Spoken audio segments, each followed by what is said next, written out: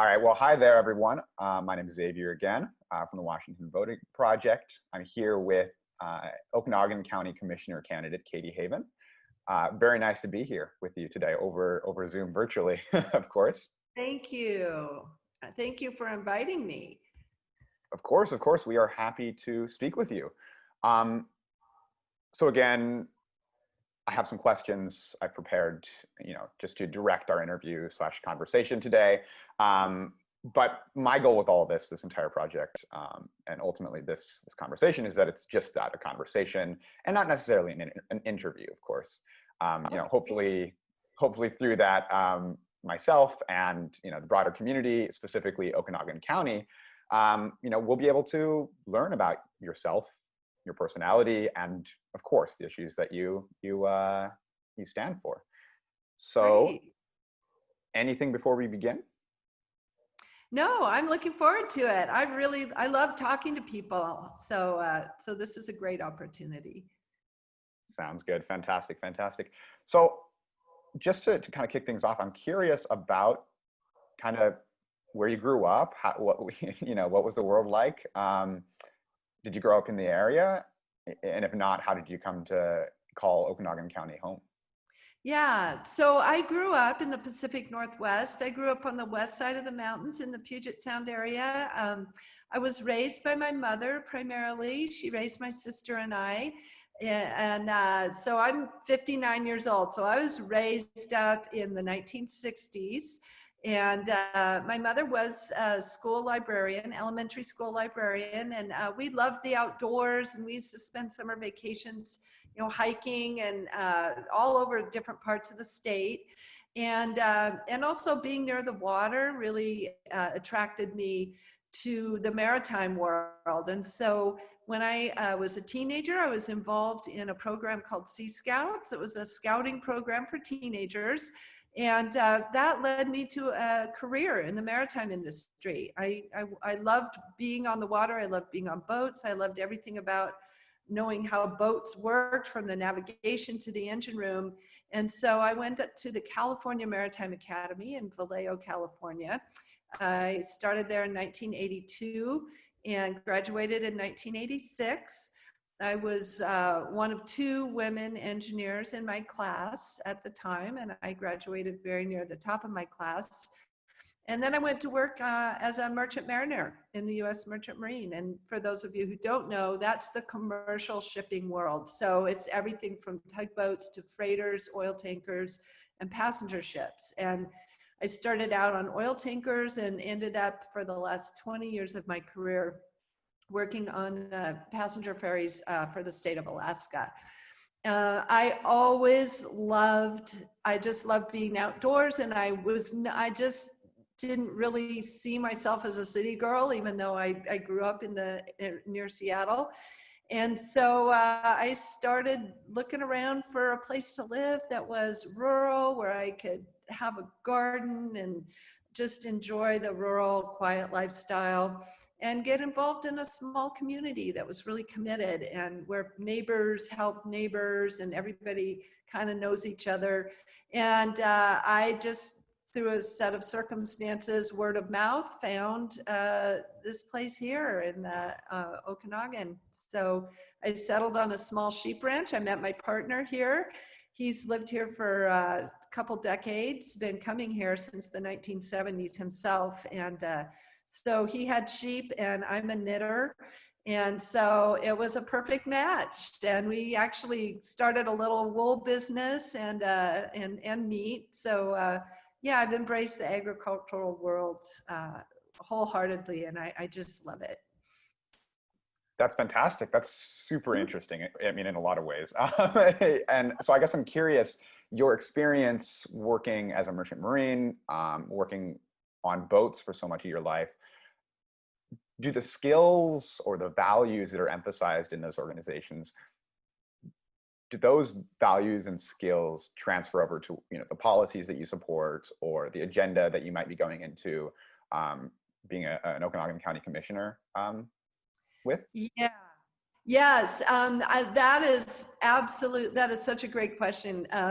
Yes, they do, because there is so much in common between people who live in a rural, isolated environment and people who are working on ships. It might not seem like it. They're two different worlds, but the one thing that they have in common is that you're kind of on your own. You're relatively isolated. You're with, you have to work with the people that are on that ship with you. And when you're working on a farm or a ranch or in a small town, you count on each other to pull your own weight, to get the job done. And you know that you can count on your neighbor when you need help. And it's the same thing on a ship. And you have to be very creative, because there is oftentimes nobody to come and help you. You've got to deal with situations as they come up. You have to think on your feet, figure out what the problem is, figure out what you're going to do to fix it, and then fix it. And that is exactly, I think that translates so well. In fact, I was amazed in my almost 30 years at sea how many farm and ranch kids ended up going to sea, because they had those skills. They know how to fix a tractor. Even when they don't have the right parts, they'll make a part and they'll make that tractor work, and it's exactly the same thing on a ship. And in terms of policy, as I went through my career, I rose up the ranks and I ended up as a chief engineer, which is, considered the upper management. It's highest ranking officer on the ship, except for the captain. So I was the head of my department, and I was responsible for so many things. It's a very complex operation.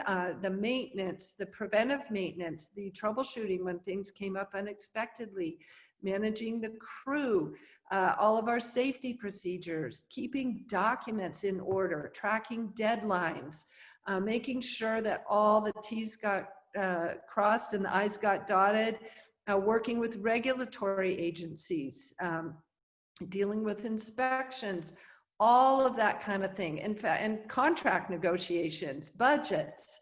It's all part of that little world of being on a ship. And that is exactly the same skills that are used in local governments. So I think it translates really well. And I have a lot of experience. And I earned a reputation for being efficient and responsible and reliable. And my projects always came in on time and on budget. And so I just think that I'm ready to go to work and do the same thing for the county. Well, that's fantastic to hear, of course. I'm curious then, given this seemingly natural experience flowing into your current, living situation and the county of Okanagan and such, what was although that all sounds like it would just naturally play into a political career as involved as you are with people of those same sort, was there like a moment where you realized that you wanted to run or that you wanted to enter the political sphere? And I guess that goes and asking the question, have you been in the political sphere other than this campaign? No, I have not run for office before. This is the first time I've run, but I've always been politically aware. I've always felt that it's a responsibility for citizens or people to know what's going on and to participate. I mean, we have the right to vote. That is a right that we treasure as Americans, but I feel that that comes with a responsibility to be informed and to participate. It's a two-way street. The government is not just there to work in a vacuum and impose rules on people. It's a collaboration. There's supposed to be a lot of public process. They are there. The government is us. And so we are supposed, in my mind and my way of thinking, I feel like we have the obligation to participate when we can. Now, it's really hard when you're younger and you're raising a family and you might be working multiple jobs. It is really hard to do that. But and it was hard for me as a merchant mariner because my job took me away. So it was hard for me to sign up to be on committees and go to meetings when I was at sea half the time. But as soon as I retired 8 years ago, one of my goals was to really participate at a higher level than I'd been able to before. And so I started attending commissioner meetings, and I started doing my research and wanting to find out more about what was going on in our county. And I found that it was really difficult. The information is not easy to find. And they are responsive if you make a request, but it was just tough to really know in advance and without digging through the legal notices, and who likes to read through the legal notices? I mean, it's realistically not that many people do that. And so a group of us got together and formed a group called Okanagan County Watch. And it's, I think we're all retired. And so we all had time, and we just divided up the days of commissioner meetings, because the meetings do take place during the day. So it's very hard for working people to attend. And we would each attend a meeting and take our own notes and post those notes. And then we started videotaping. I figured out that, a light bulb went on in my head one day. It's like, wow, all these people are posting all these videos on Facebook. Why can't we do that with our commissioner meetings? So we started live streaming and posting the videos of commissioner meetings because the county wasn't doing it. And it became very popular. And the more I saw of what was going on in our county, the more I thought, we can do better than this. It seemed like there was not a real proactive approach. It was more, let's sit there and wait for things to happen, and then we'll figure out how we're going to react, rather than let's get out there and meet the people and find out what the needs are, and then go out and find solutions for what people need. And I just didn't see that happening. And that's my approach, is to look ahead and not try to deflect things that are inevitable and wait until we can't wait anymore and we're forced to take action.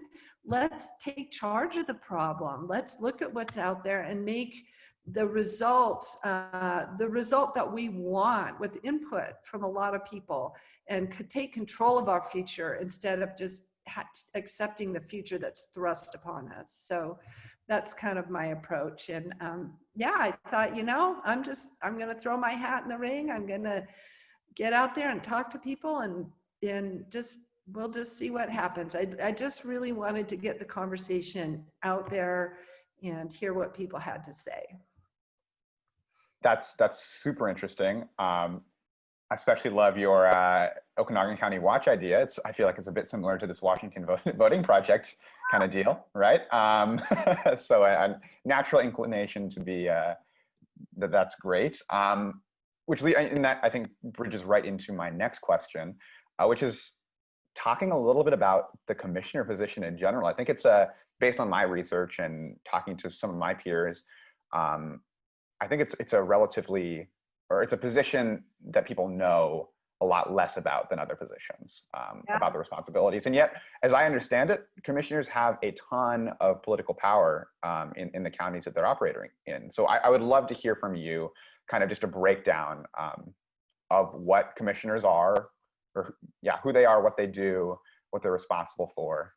Yeah, that's a really good question, because a lot of people don't know that. And they see their names out there, or they read once in a while in the paper, oh, your commissioner said this or did that. But really, what are their responsibilities? So as you might imagine, I did my homework too. And the commissioners, I won't say they're unique, but they do have a lot of power. So, typically in government, we hear about the three branches of government. We have the administrative branch, the legislative branch, and the judicial branch.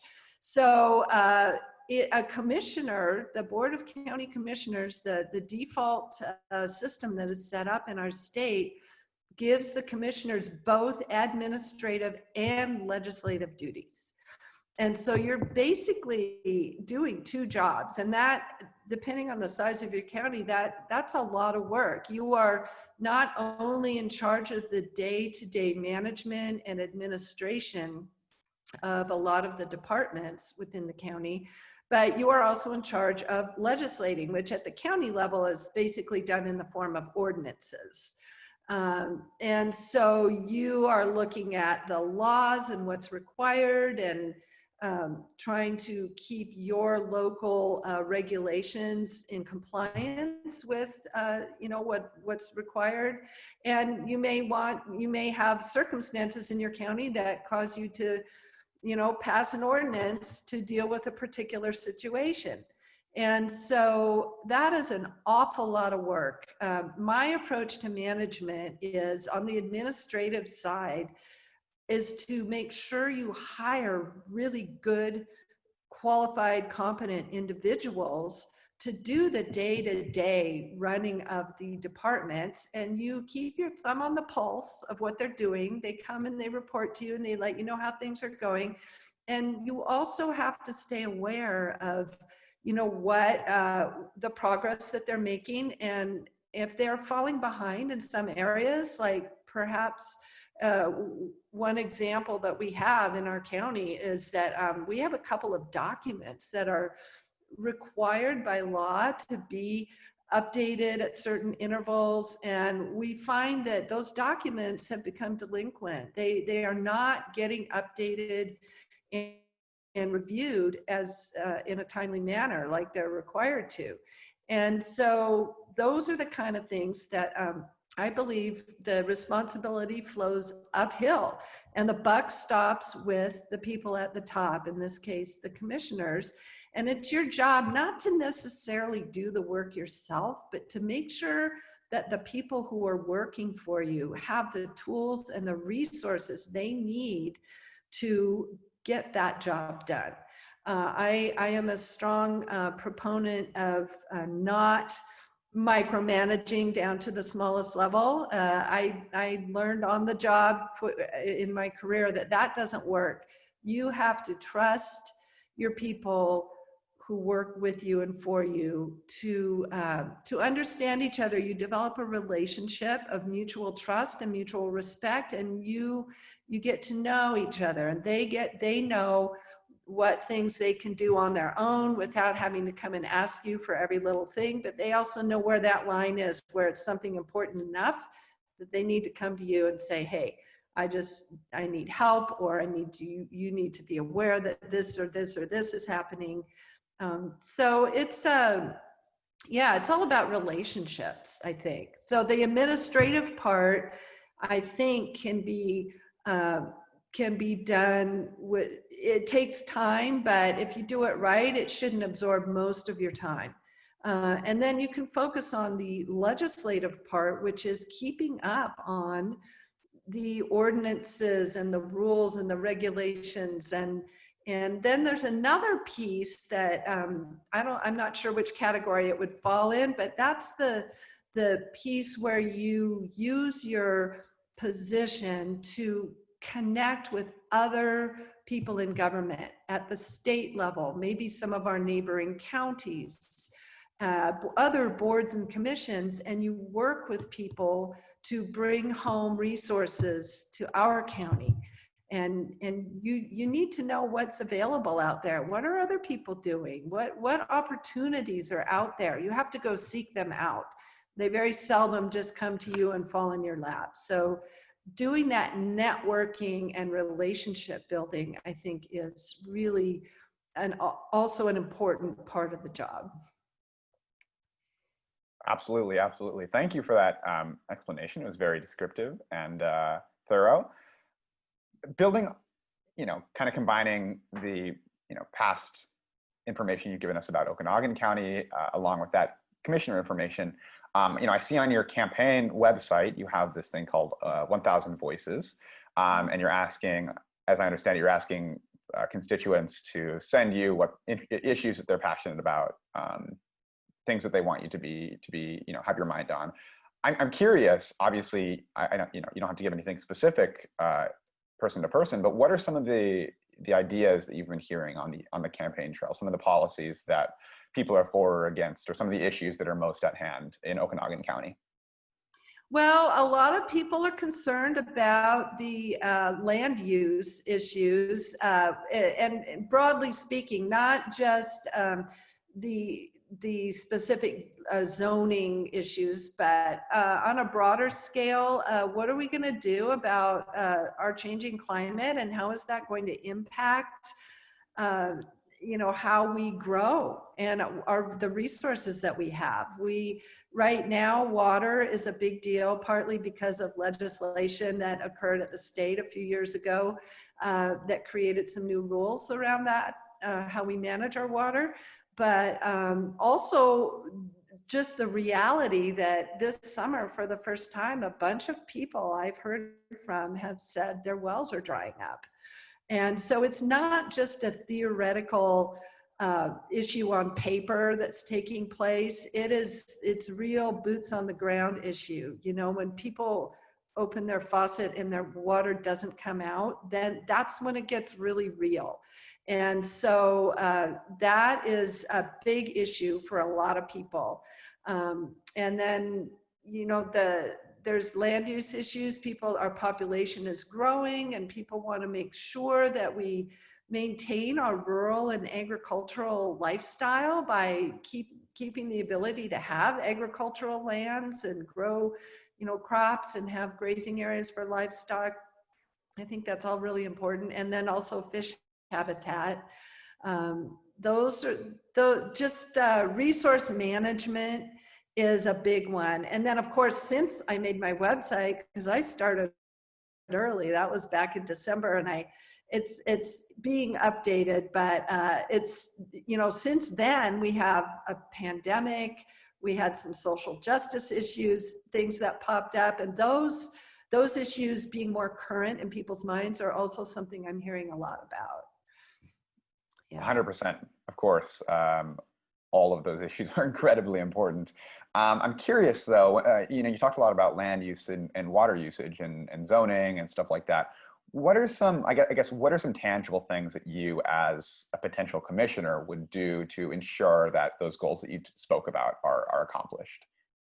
Well, one of the big ones is this is kind of a wonky thing, but there's a document called a comprehensive plan. And the comprehensive plan is kind of the foundational document that describes the vision of the county, with ideally with input from, neighborhood groups and people from all over the county, helping to craft a description of the vision of what we want to look like now and into the future, 10, 20 years in the future. What are the qualities of life that we want to try to preserve? How do we want to grow? That sort of thing. And you can't really do any serious planning and make decisions about zoning and where your growth is going to occur until you have that document complete. And that goes back to what I said earlier. We had a plan. This is going back way into history. 10 years ago, they were trying to update that plan, and they got a bunch of input from, I think there were originally 11 different neighborhood groups that spent up to a year compiling their vision of what they wanted their part of the county to look like. And that the thought was that would all be incorporated into the comprehensive plan. Well, it turns out it didn't. All those groups spent thousands of man hours and working and crafting their vision, and it was all just set aside because another group came in and said they didn't like it. And so that caused a lot of consternation, but the comprehensive plan that was passed at the time, that threw out the work of all those hundreds of people, was eventually contested in court. And that's kind of what happens when you don't bring everyone to the table. The side that got ignored filed a lawsuit. And because that was the only recourse they had tried to go through the actual public process and do what they were supposed to do. And then when they were disregarded, they filed the lawsuit. It went to court. The Superior Court judge in our county said, "You're right, this plan doesn't meet the minimum legal requirements. Okanagan County, you need to rewrite this plan so that it meets the legal requirements, and you need to do it by December of 2018. Well, December of 2018 was 2 years ago almost, and the plan is still not done. And so that would be a very concrete thing I would do, would be to make sure that the plan is completed and that it will hold up to legal scrutiny, so that we don't expose our taxpayers to these costly lawsuits that just drag on and on. So that would be an example. And now we've also found another really timely thing that I just discovered, was that we have something called a community wildfire protection plan. It's required by FEMA, and that plan is required to be updated, reviewed, I think every 2 years, and updated every 5 years. Well, the last time it was done was 2013. And you know, here we just had another third major catastrophic wildfire in 6 years sweep through our county. And so, you know, having that plan is really, really important, because there's a lot of things in that plan that were deferred because of lack of interest or lack of funding. And I think we need to pay a little more attention to that and see if we can make it a higher priority to make sure we have a plan that will help our residents be resilient to these wildfires. That wasn't the last one this year. There will most likely be more as our climate changes. So we need to be prepared for that. Totally, totally. I think that's some great concrete steps to be taken, regardless of who the commissioners are. Yeah, moving on to something that we were actually talking about kind of in the last question is, you know, the pandemic, right? So much has happened, you know, since, I mean, like you described, since you made your website even less than a year ago. So much has happened. And I think most people would probably agree the largest and most impactful of all those things is the COVID-19 pandemic. I'm curious, first of all, how COVID has affected Okanagan County in specific. Well, it's okay. So they're affected financially. So there's that part of it. I do know that there are businesses that have suffered, and I'm sure there are some businesses that have had to close their doors. Other businesses have had to slow down a lot.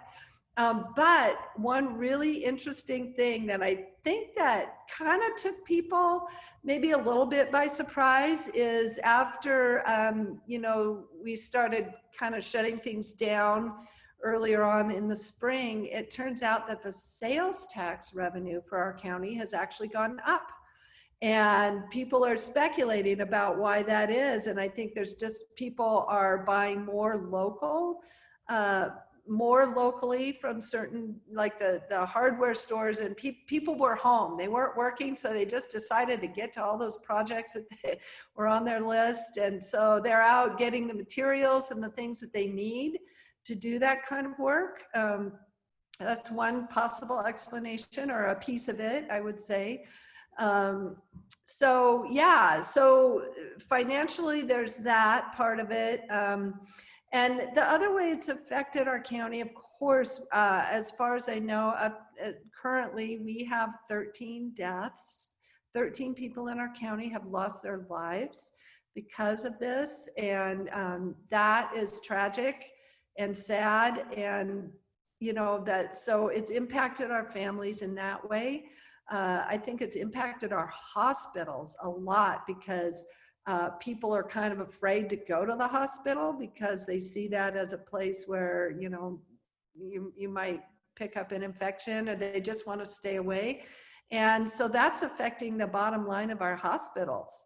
You know, the hospital is a business, and they need to sell their services to make money so they can stay in operation. And when people stop going there and stop using the hospital services, that puts them, that's a big financial hit to them. And so, you know, that is something that I think we really need to look at and find out ways that we can make our hospitals more resilient, and the whole medical community, not just the hospitals, but the clinics and, you know, all the healthcare folks. So I know that's been an impact. And then another one that's less tangible but I think is unfortunate is that it has caused a lot of divisiveness in our community. People have sort of separated into camps, you know, the people that believe that masks are effective and that everyone should wear them when they're out and about,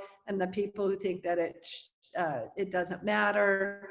And so somehow the fact that our public health and science has been politicized is not just a problem in Okanagan County, but it's caused neighbors to pit a neighbor against neighbor and people against business owners, and I find that really sad and frustrating because I don't think it had to be that way. With strong leadership from the top, getting everybody on the same page and promoting the idea that, hey, we're a community, we are in this together, let's look out for each other and do what we need to do to get through this. I think that message would have that would have been the way to approach it, but unfortunately that didn't happen. So we're all kind of on our own, just having to look out for ourselves.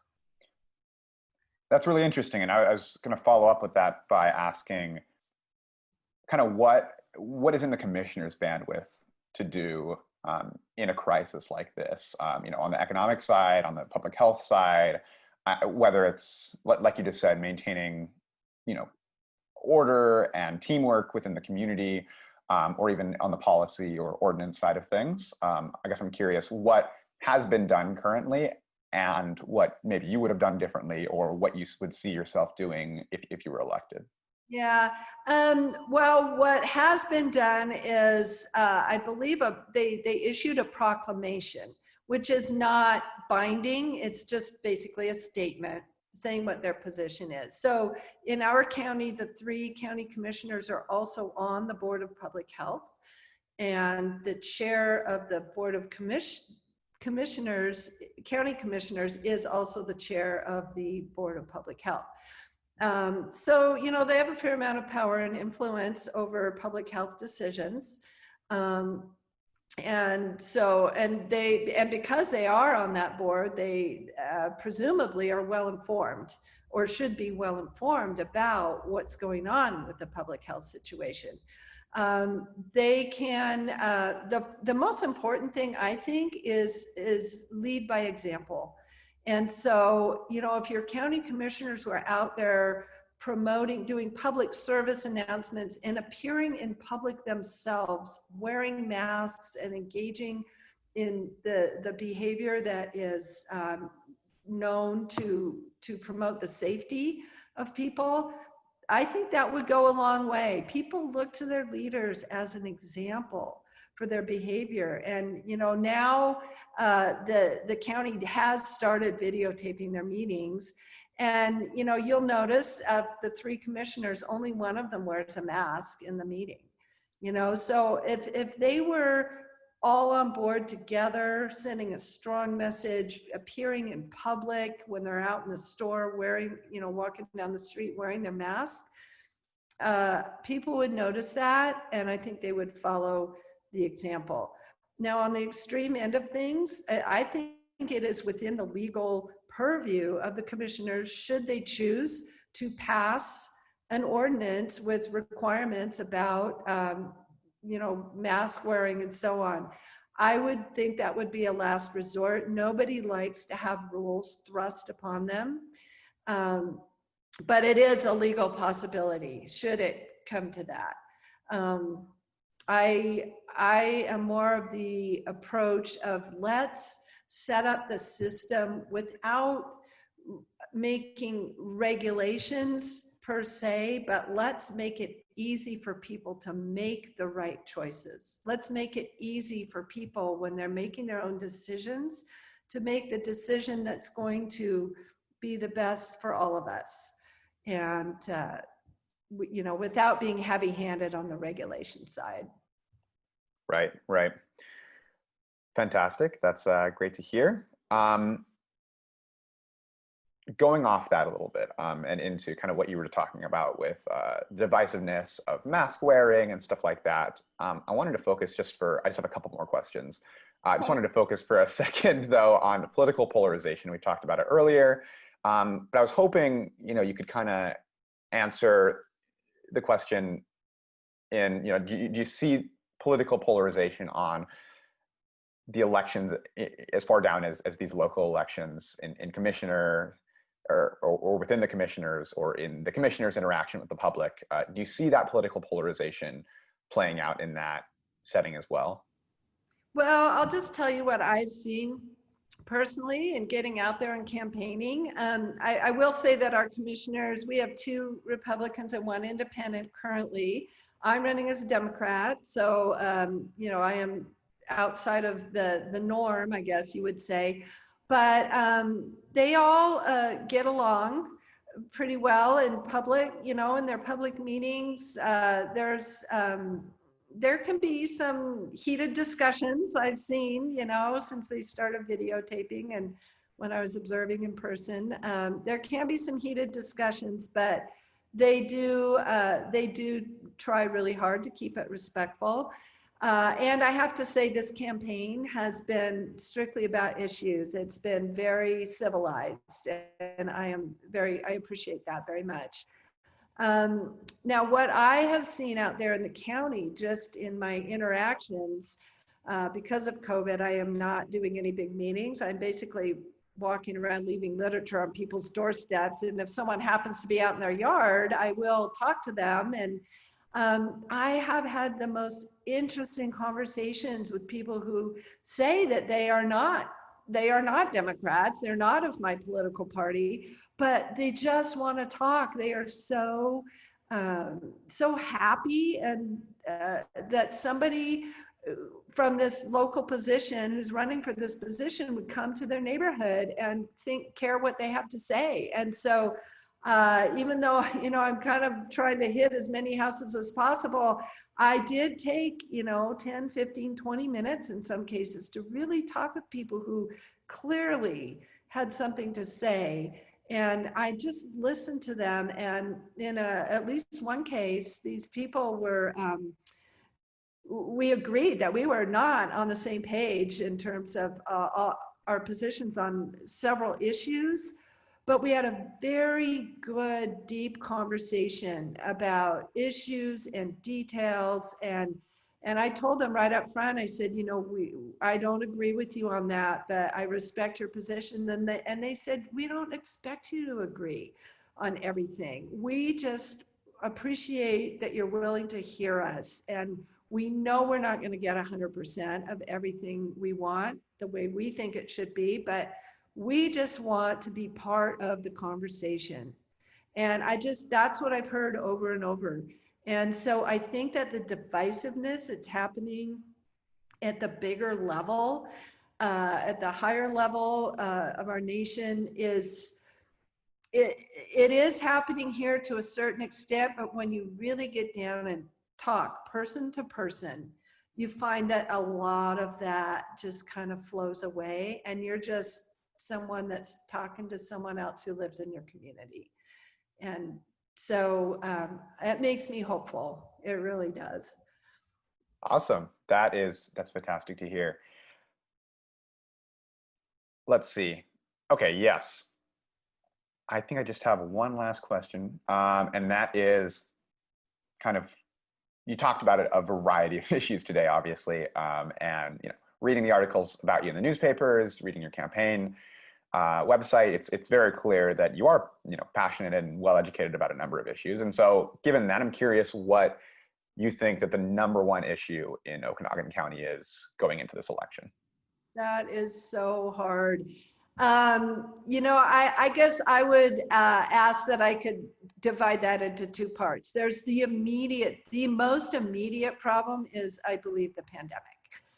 That is the current most immediate thing that really needs to be dealt with, because if that goes out of control, the tragedy will be even greater than it already has been. So I would say immediate concern, the pandemic.